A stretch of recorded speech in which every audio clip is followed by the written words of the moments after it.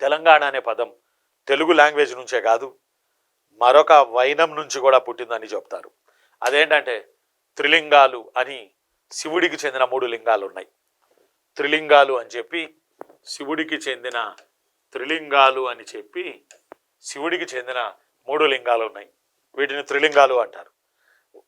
ఇవి కాళేశ్వరం అతిపెద్ద ప్రాజెక్టు, ప్రపంచంలోనే అతిపెద్ద లిఫ్ట్ ఇరిగేషన్ ప్రాజెక్టు కాళేశ్వరం. ఈ కాళేశ్వరం, అలానే ద్రాక్షారామం, సీమలో శ్రీశైలం, నాట్ శ్రీకాళహస్తి, శ్రీశైలం. ఈ 3 రాచిన ఈ 3 ప్రాంతాల మధ్య ఉన్న ప్రాంతమే త్రిలింగ దేశం. త్రిలింగాలు శ్రీశైలం రాయలసీమ, ద్రాక్షారామం కోస్టలాంధ్ర, దెన్ ఆల్సో కాళేశ్వరం తెలంగాణ. ఈ 3 మధ్య ఉన్న ప్రాంతమే త్రిలింగాలు. త్రిలింగ, త్రికలింగ, తెలంగాణ.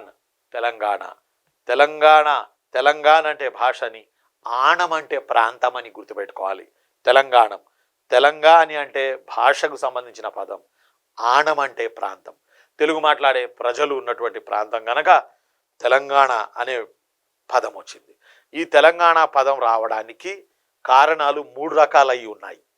ఒక కారణమేమో త్రిలింగాల నుంచి వచ్చిందని, రెండవ కారణమేమో తెలుగు పదం నుంచి తెలంగాణ పరిణామ క్రమం ఏర్పడిందని, అలానే 3వ కారణమేమో తేలివాహన నది. ఇది అడిగారు.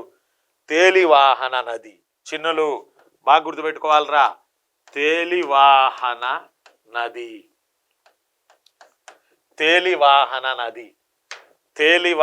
నది నుంచి తెలింగులు, తైలింగులు, త్రైలింగులు,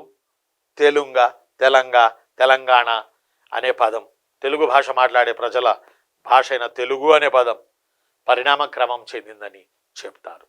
తేలివాహన నది అనగా ప్రాచీన తెలంగాణలో ఏ నది అని అడిగారు. గోదావరి నది. మీరు ఆన్సర్ చేయండి.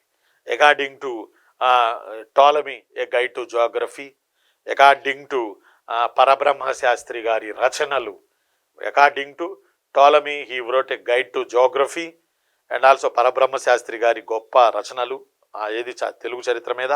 వీటి ఆధారంగా తేలివాహన నది ఒడ్డున వన్స్ అపాన్ ఏ టైం నివసించారు కాబట్టి తెలుగులు అయ్యారు.